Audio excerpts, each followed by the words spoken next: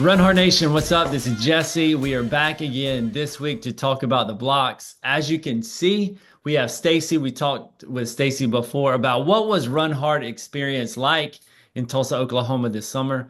Also, we have a very special guest with us, Cassandra Claude. She's down in Miami, Florida. I'll let her introduce herself to you with all that she does and how she keeps the world alive down there in Miami. But Cassandra, thanks so much for coming on, giving us some minutes of your day to talk about what you do, but also talk about the experience you had this summer with us in Tulsa, Oklahoma. So, Cassandra, thanks so much for your time. Thank you. Thank you for having me. So, So, I'm sorry, I interrupt you. I did the first mistake that oh, you shouldn't do is interrupt your guest when you're coming on. So, Stacy, I need you to mute my mic. Cassandra, I'm giving it back to you. no, I just thought I was just going to say where I'm from, what I'm doing. But I am the founder of Artistic Freedom Mentorship Program, and it's a program that works primarily with musicians. And we guide these musicians through a thriving career, getting them to really just sustain themselves with confidence and resilience throughout that life, because it can be very difficult, the ups and downs, just as entrepreneurship. But getting into that industry and staying in the industry and really just focusing on the impact of who you are as a musician, who you are as a singer on stage, and all of that good stuff. So I'm just keeping the music world turning as best as I can. So that's what I'm doing in Miami, Florida. So after we get off, after we finish the official interview, I want you to stay on, and I'm going to sing a little bit for you, and tell me if there's a chance that I can make it one day. You think Yes, there's? Jesse, I will work. I will work right on this on the podcast right now. Um, Cassandra, I am sure that you are a very skilled person, but you do not have the level of skill that it would require to deal with that. And I'm looking for the mute button for him, and I can't find it yet. It's so Thankfully, funny because like this is people get so excited when they find out what I do, and on the vocal coaching side, and I always make a joke that we could be in a club and somebody will say, okay, so let's go to the bathroom, and so just hear me sing a little bit and like you know what you think, and they're not, and bless their hearts, they're not realizing that that's like a job, you know what I mean, in that moment, but they are just so excited to like share that moment, and it's almost like clockwork, like hearing what people have to say about the vulnerability of their voice and just, can I sing or not, and I'm a firm believer that we all can. So yeah. Oh, so bless your heart. yeah. I can tell you we cannot. The two of us cannot do that, in fact. Last question, and then we'll move on to your experience with the Blox. Yeah. So how good are you when it comes to helping people learn how to sing? Like if I say, Cassandra, I'm a 3. Can you move me to an 8? Like for real, is that possible? Like when you hear people sing, are you like, there's no hope? Or if you're like, okay, if you work with me for 6 months, I can get you somewhere. I definitely can. And I'm going to Okay. confidently say that. But at the same time, it has to be like two of us, the Yeah. confidence in getting through that. The one thing that I've noticed is that when I work with people that like really just don't care, like they're just like, I'm coming in, I'm doing this, they progress much faster. Hmm. So then the ones that are judging themselves the entire time that they're working with me, that is a little bit slower. So if they can just like black out like any judgment that they have on themselves and their voice, it's so much easier to Hmm. get them to level up. So it's a two-way, it definitely has to work. And so my job is also to hold that space and make it very Yeah. comfortable for a person to be that open in a lesson. So I just need to block out my insecurities about my voice, Stacy, to take the next step. Like that. That's a So I part of have a it for follow-up sure. question. Sure. My follow-up question is, do you ever have people who are overconfident and they come in with this level of confidence and it is a struggle for you to get them beyond themselves? Absolutely. Okay. Absolutely. I'm Yeah. offended. I get that. So I definitely get that. But it's also working with that confidence too. Yeah. and just getting them to like, like, well, let's record it and so that you can listen back, and in Yeah. the moments of like, some, intonation challenges, like let's listen back to that. So you don't think that I'm just saying it, but let's listen back.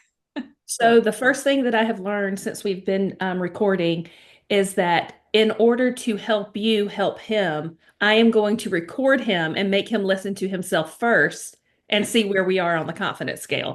could maybe be that Okay. different per person, but it just depends. Like, if they're willing to do that right away. All Be right. surprised. I've even worked with like very, very skilled performers, very professional celebrities, and they still get very, very nervous Sure. in that first lesson. But it's, we can kind of just move and work through that.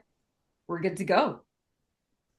Catch Yeah. me on The Voice in 2028, Stacy. Yeah. So anyway, in Tulsa, Cassandra, how did you find the opportunity to apply for the blocks? And if this is your first time listening, go back and listen to our first episode as we described what the blocks was and all that. But what we know or what we were told was there were 30,000 applicants for this thing. So take the listeners through that process of applying and then arriving in Tulsa whenever the week-long reality show started. Sure. I saw the ad. I guess like most people have seen the ad. I don't know what really moved me to actually click on it. Maybe like the great skills of marketing from the blocks. I mean, I guess because I don't typically click on these things. So I clicked on it and just put in my information with just kind of like the shrugging of the shoulders of like, why not? So I did it. I didn't know what it was. I just, it just looked enticing enough. So and then I got the next call and then the next email and then, and then the next interview. And I just like, I kept flowing with it, but Yeah. I didn't even tell anybody because I kind of felt like I didn't know what I was doing myself, but I just knew that I hit all of the things that they were asking. Are you? Are you? Are you? Yeah. I'm like, yeah, I'm Yeah. all of that. Yeah. Like, and I was just like, okay, I'll do it. And then again, like the interview process kept going and going. And I was like, and then next thing you know, I got the okay, to like, yeah, you made it. Let's go. So you So were in one of our pods one day, and again, the pod is like a subgroup of the big group there that consisted between 10, maybe a little bit more businesses in one pod, and we had a coach, and then the coach kind of worked with us and Judge worked with us to help make our pitch better or our explanation of what we do or how we do. And so we were in the same group one of the days, and I believe the coach was Marie Hunter with the wand, I think was the day that we were yeah, together. yes. But out of your experience with Marie and the other coaches, did you have like a favorite overall experience? I won't make you pinpoint a coach, but was there an overall experience you had in one of those pods during the week, other than when Run Hard made its pitch? We know that was pretty cool. But Good. outside of that, is there anything that you're like, this is a really memorable moment? Gosh, I feel like they all were. I think there were a lot of like internal feelings that I was going throughout the whole process. I mean, it was tough. I mean, I'm an MBA and I still felt like it was like that on steroids, Wow. and I would just Okay. like, and it was like, I was just going, going, going. And I felt like there was more of like, I think I was just attached to the overall experience, the community aspect, talking to people, putting myself out there, camera in my face and a timer and like, oh my gosh, am I going to say all of the right stuff? But I'm going to keep doing it anyway, Yeah. and I think there was a lot of like internal like lessons that kept coming through me all the time. And that was what was sticking out the most every day. So it wasn't one thing. It Yeah. was that for every single pod, every Yeah. single time, you Yeah. know. In the So pod, what would you, so go ahead, Stacy. no, I was going to say, so we've talked a little bit about what you were taking away from that, but what was your biggest struggle in those pods? Like every day, because you talked about the level of intensity, Yeah. and I'm not sure that really comes across to the viewers. So, can you tell us a little bit about what that struggle actually looks like every day whenever you're given this assignment and you were the sole person um, to try to communicate that to the judges, um, to better your program or product? Like it varies based on why you're there for your organization. But what was your biggest struggle during that time? I mean, it was so much of like, I felt like there was so much that I knew already and so much that I didn't know that was just like coming at me all at once. And being able to articulate that from like up from the lesson that we had just got that lasted what, like I think it was like an hour and a half or something like that.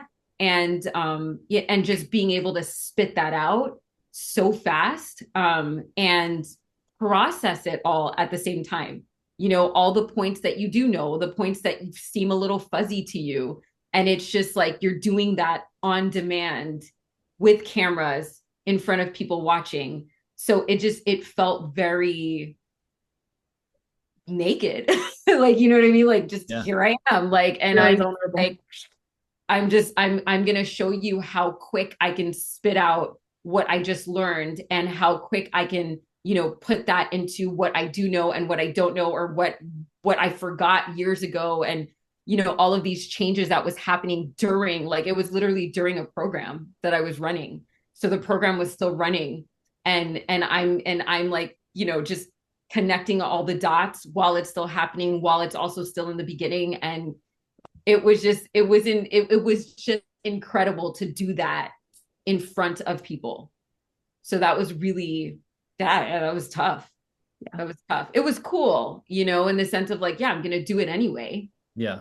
And that's the part of like being in like a performance type of industry, and having my degree, my bachelor's degree in performance and music and education and all of that. It's just like you're gonna do it like nervous anyway. Hmm. Very good. Yeah. So obviously, even though it was scary for you, nervous, or you felt vulnerable, whatever it was, Yeah. you did really well because you won your pod one day. Yeah. Once, did you more than once or just I won the first day, which like okay? blew my mind, like it just blew my mind because I didn't even know what the steps were, what was going to happen. And I Yeah. remember sitting down and there was a girl next to me and she was just like, well, how do you think you did? And I was like, well, yeah, I thought it was okay, but I thought everybody did well. Yeah. So I was just like, Yeah. yeah, it was cool. But I'm so good of just like watching what happens next. Yeah. And the minute I said that, Wes comes out and it's like lights go off and it's like Yeah. artistic freedom mentorship program. And I'm like, oh my God. So they had to like, everybody got that 2 time get Yeah. up, but it was that first time I was just like, no, Yeah. it Yeah. Yeah. wasn't, it Yeah. wasn't like, yay, but Yeah. definitely the second round of them like videoing it, I was like, thank you. And I felt that, but I was still like, oh, this could have happened tomorrow, you know? Yeah. Yeah. So So to help the listeners understand, so we're in that pod with 10 to 12 other businesses every day. There's 100 businesses total, so there's 10 different pods. So in one pod, you win that first day. So when you found out, they call you up, they make you stand up, cameras go on you, lights go on you, everybody's celebrating you. Then you get pulled to a green room in the back, and that's when everything goes mute. Like you yeah, can't hear anything. So now you have a winner of each pod in the back in the green room. They can't hear what's going on. You just know that you're about to be called out on stage. You come out on stage and you don't know what's going to happen. And so let's pick it up there because Wes is up there. Wes is the host of the show, like we had mentioned. He's asking you questions or going to ask you questions you think because you're the first night. You're like the guinea pig. You don't yeah, know what's yeah, going to happen. And so right. you come out on stage. What was your thought whenever you come out of the green room? Were they saying like, be prepared for this? I don't know what order that first night was, Right. but walk us through that experience of being in the green room, coming out on stage and answering the questions that Wes was asking. Sure. The first thing is that when I was walking backstage, I had not seen any of like the Blox episodes. Okay. And I was walking back there and I was just like, oh my God, I wish I watched it, Yeah. because I had Yeah. no idea what was about to happen. And so they take away your all of your stuff. So like we're taking notes, during the classes and Wow. the pods. Yeah. They take everything away from you Wow. and go in there. So you don't even get a chance to like look through anything. Okay. And I was not only the first night, but the very first person on stage. Oh, And so so, you were first. yeah, I was Oh, first. wow. So Okay. the whole time I was just like, great, I'm going to show everybody what not to do on stage. Yeah.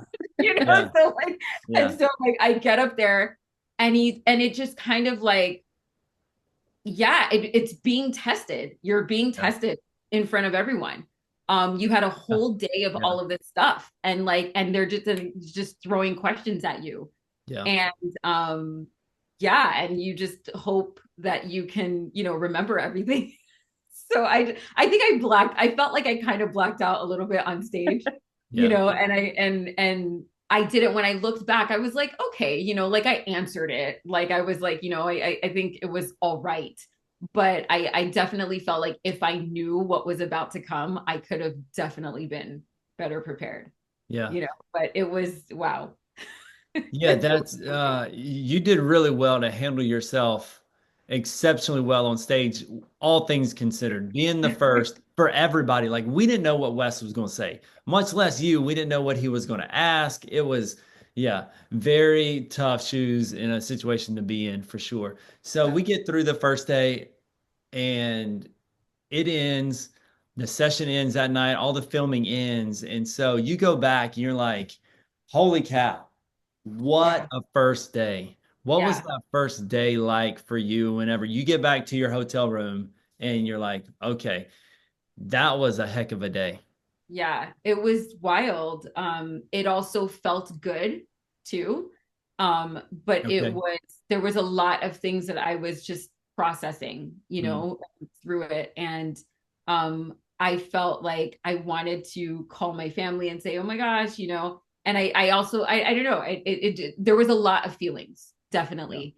Yeah. Like what in the world was that? But also, wow, that was so cool, and yeah, and then thinking back at the pod, having that split moment of like after everything, like a little bit of doubt of just like, gosh, but so and so did really well too, and this person did Yeah. really well too, and it's like you just have these thoughts in your head like Yeah. so many people did so well, like what were they really looking at? What did I say? What was, there were so many good things that were coming up in my mind, but also things of just like, what was that?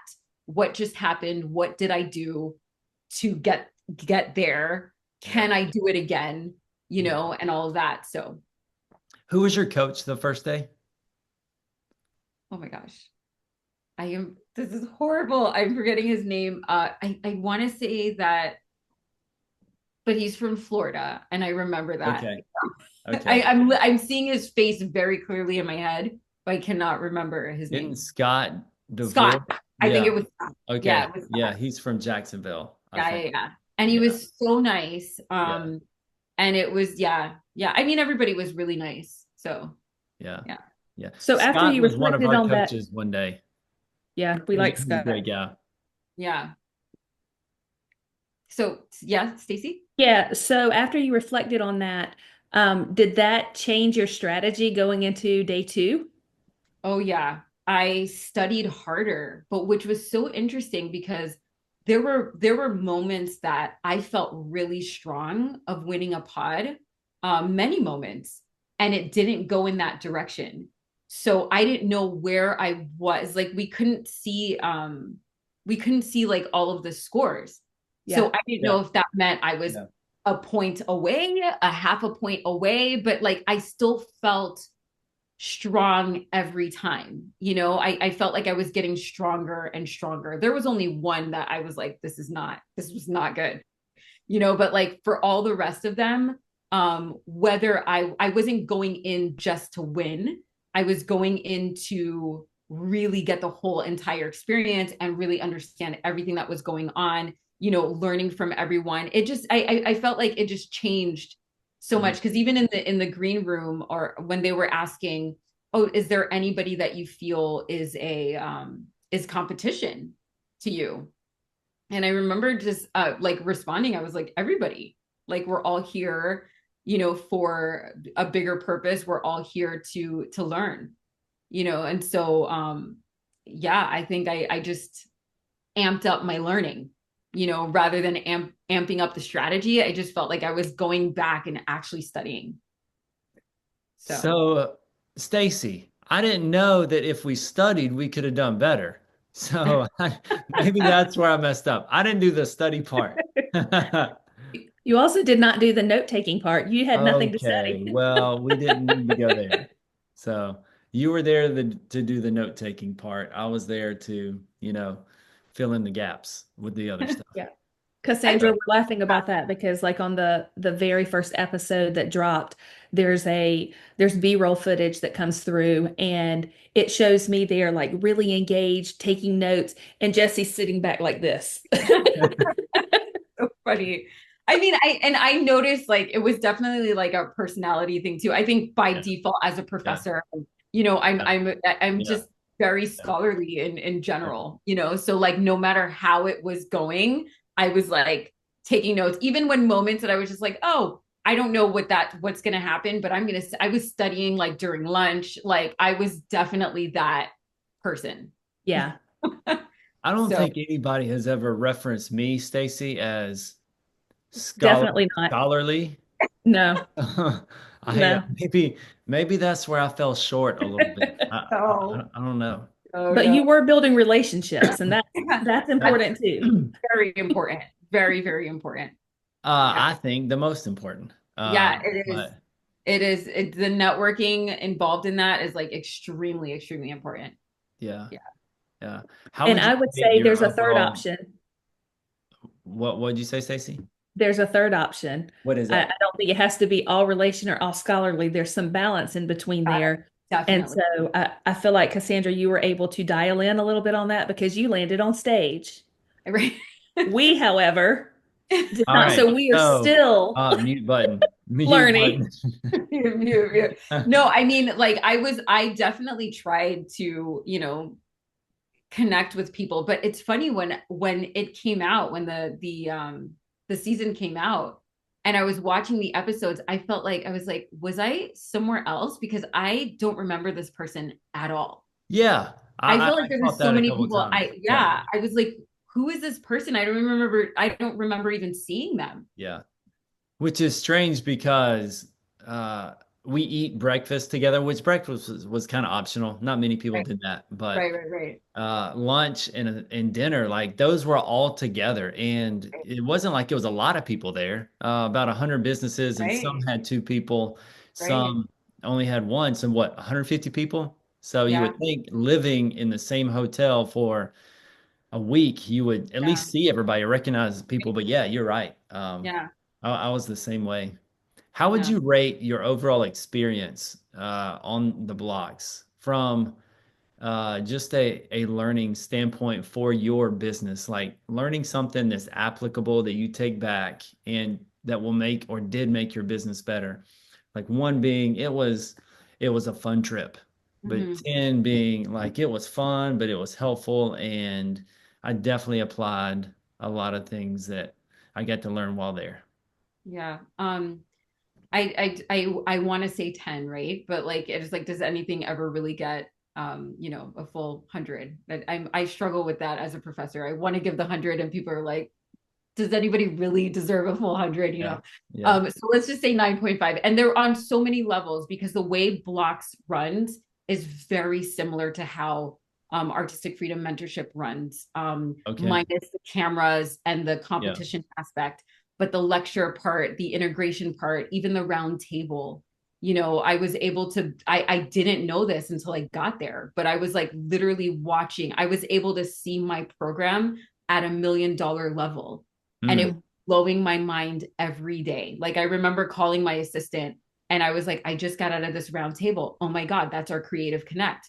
oh my God, we just had a lecture and then went into these pods. That's exactly like how I lecture. And then we do the integration. Like there were so many like things that were overlapping. Then there were some stuff that I didn't particularly love, but it was great for me to see, to understand like, okay, this also is a part that I want to make sure happens differently when I run, my program and it starts to get bigger like this. So overall, whether I was looking at it as like a full 10 or not, it was a full 10 in how I took in the experience as like a learning experience throughout for my program. I So love it. So I have a question for you that you could give some insight to the kids and families that participate in our program. I can do the same for you if you need me to sing something for your clientele. Like I can do that. But like we work with kids and we train them to finish a 5K, but we also teach them life values like teamwork, peer pressure, wise choices, perseverance, honor, respect, things like that. So we always love to hear other people's perspectives in what they would tell their younger self, like 8, 9, 10-year-old self. So, taking into account what you've learned just in life, in your devotion to being an entrepreneur and developing the life skills that takes, what would you go back and tell your 8, 9, 10-year-old self about what you know now about life? If you would say, man, I wish I knew that when I was that age, it would be invaluable. So, does anything come to mind whenever you think about that question? yeah, when I think about entrepreneurship, the entrepreneurial like soul, like, to keep going no matter what in general, I think about that. I had it in me, but I almost feel like when I was younger, I wish I went for it quicker, Okay. and dropping the thoughts of what other people think and Mm, their projections onto you sooner, because I mm, would eventually do it. But I just think like in my younger days, and I'm probably thinking more like 20s, but like in those days, like, I wish I had someone talked to me about those types of things when I was much younger, to mhm. get through those like hard moments and those moments of doubt quicker. I think I Yeah. stayed in them a little Yeah. bit too long, though I got out of it, right? But I Yeah. feel like I stayed a little bit too long, and it probably slowed down, Yeah. some of the things that I wanted to do. Mm. That's good. I mean, other people's thoughts and opinions projecting on you, I think is kind of how you said it, or at least I hope I did that justice in how you said it, because it was really good. Um, there's a lot of truth in that. I mean, if I had an amen button, that's what we need. We need a mute button and an amen button on this thing. So yeah, lift a holy hand, Stacy. That's what we need. So Oh so my yeah, goodness. that's such a good work. So listeners, please, if you need to like hit the 15-second rewind button on that a couple times to hear what Cassandra just said, please do, because that was a great nugget of information. So Cassandra, it was awesome to meet you in Tulsa this summer, to have you part of the pod, hear what's going on down in Miami, Florida. So I want to say personally, thank you for your time and giving to us today, and also to the Run Hard program. And keep doing great things down in Miami, and we'll see you soon. Thank you so much. And like all the best to Run Hard. I'm kind of a runner. And so like, I was eyeing your company from day one. So it's great.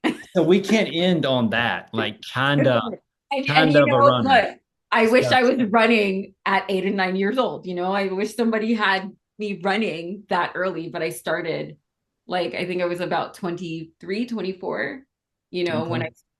I started running. So So was I, believe it or not. No yeah. lie. Oh wow. Yeah. So I started running 2 months after I got married. Yeah, I got married at 23. Yeah. Wow. So yeah, so look at there. You can start at any age. Maybe we'll just switch. Yeah. I'll start being the music professor, and then you can start being the running director. And who knows? Wrap it When up. I We're done started here. teaching, when I was it went right after college, I was teaching in the school system before I started my company. And I created a running group and everything for like the teachers. And then when I look back, that's another thing too. You know, I called it the Bulldogs, and then I realized after, I mean, had T-shirts made and everything. Oh, And then wow. I remember when we all got together, we were doing the corporate run, and I would like have all of these. Gosh, it's so crazy. I forgot about all of this until I'm talking to you all now. And like got everybody together, all these teachers, these random teachers, sent it out to like, you know, the whole system.